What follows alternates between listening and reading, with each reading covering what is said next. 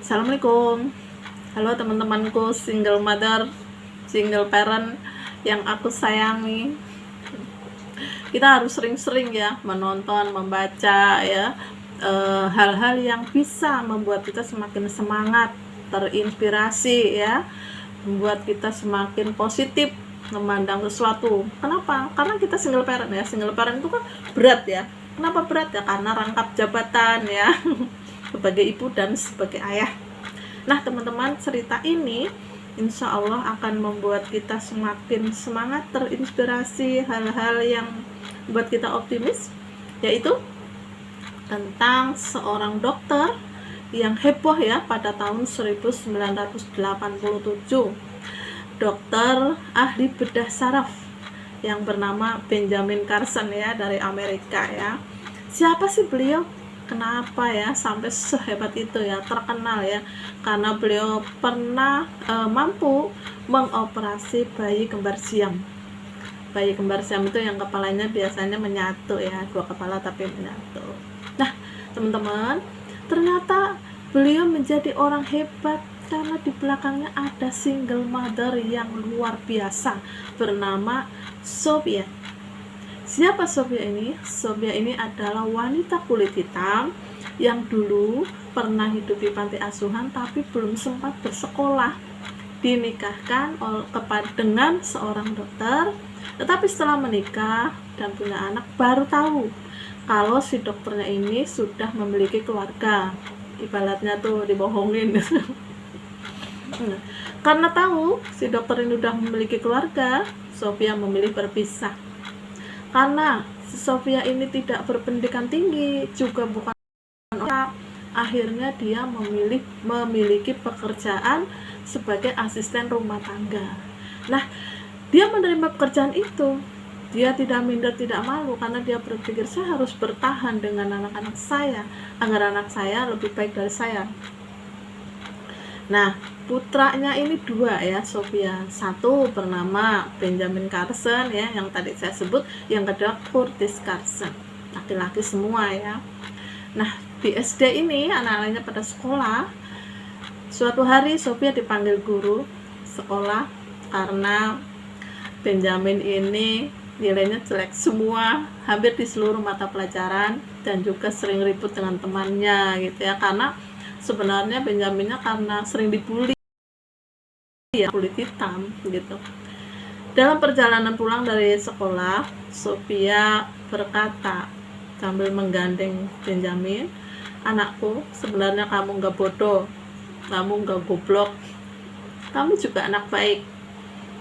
Masa Bu? Iya, hanya saja kamu belum mengeluarkan kecerdasanmu, kamu belum mengeluarkan kepintaranmu, dan kamu perlu belajar lagi. Masa sih Bu? Iya, coba aja deh, percaya sama ibu. Nah, sampainya di rumah Benjamin ini bertanya-tanya, apa iya ya omongan ibu saya bener ya? Iya kali ya, gitu. Lalu gimana Bu caranya supaya saya bisa mengeluarkan kecerdasan saya? Ya kamu baca buku seminggu 2 harus dihabiskan. Mana mungkin ibu, banyak banget gitu kan. Saya harus saya harus nonton TV-nya kapan kalau baca buku seminggu 2 dihabiskan gitu ya. Bisa kalau pertama-tama ya mesti tersiksa, lama-lama enggak nurut ya. Akhirnya hal itu membuat Benjamin ini nilainya semakin naik, bahkan menjadi ranking 1. Suatu hari Benjamin ini bertanya pada ibunya ya, ibu, kata ini artinya apa? Karena Sophia tidak bisa membaca, tapi dia tidak mau mengatakannya kepada Benjamin, bukan berarti ingin berbohong ya, tapi dia tidak ingin dimaklumi atau menjadi alasan pemakluman bagi anaknya. Ya saya bodoh nggak apa-apa, pantas dong ibu saya aja buta huruf. Nah, Sophia menyembuhkan itu untuk tujuan itu, menyembunyikan kebuta hurufannya untuk tujuan itu. Dia mengatakan apa? Nah, ibu sebenarnya memerlukan kacamata untuk membaca tulisan kecil itu. Oh gitu ibu? Iya, jadi besok kamu tanyakan sama guru aja ya di sekolah. Iya Bu, nurut itu. Akhirnya ya singkat cerita dia prestasi, tapi namanya remaja ya. Dalam proses perubahan dari anak-anak ke remaja itu banyak masalahnya ya, termasuk kalau sini mungkin berantem gitu ya sama temennya, sampai pernah ya Benjamin ini hampir menusuk temannya, tapi yang kena itu kepala sabuknya ya, kan suka ada logamnya ya sabuk, nah yang kena itu. Nah, peristiwa itu menjadi titik balik bagi Benjamin, tidak ingin nakal lagi, tidak ingin ribut lagi dengan ibunya ya, protes itu ya, protes masalah baju lah yang nggak up to date itu karena dibully ya. Protes kenapa saya dilahirkan dari kulit hitam dan macam-macam, membuat ibunya sering menangis ya. Peristiwa itu menjadi titik balik, lalu dia lulus, singkat cerita lulus SMA. Nah, si Sophia menyarankan, coba nak kamu daftar beasiswa di Fakultas Kedokteran karena nilaimu bagus. Ternyata lulus, masuklah jadi lewat beasiswa itu ya. Dalam proses menjadi dokter residen sampai dokter betul gitu ya.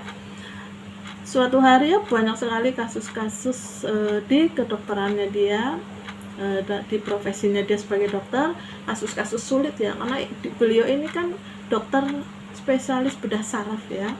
Nah, suatu hari beliau ini diminta tolong oleh warga Jerman yang memiliki anak kembar siam. Bagaimana caranya, kamu mau nggak ngoperasi anak saya gitu kan. Tapi Benjamin ini merasa pesimis ya, dia mengambil kesimpulan dengan cepat gitu ya. Nah, saya ini resikonya seperti ini, terlalu besar, pendarahannya nanti terlalu banyak, saya tidak mungkin melakukannya, seperti itu. Akhirnya dia kembali ke Amerika, menelpon ibunya, ibu saya ada kasus seperti ini, kembar siam.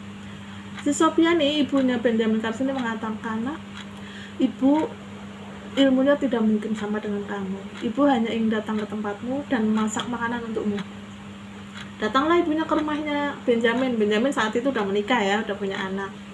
Nah, ketika memasak di dapur, Benjamin ini perhatikan ketika si Sophia tuh menutup dan membuka keran air di dapur untuk menyuci sayuran. Saat itulah Benjamin mendapat inspirasi. Oh, ternyata seperti ini saya akan bisa mengoperasi bayi kembar siam yang kemarin ini nih, dari ini.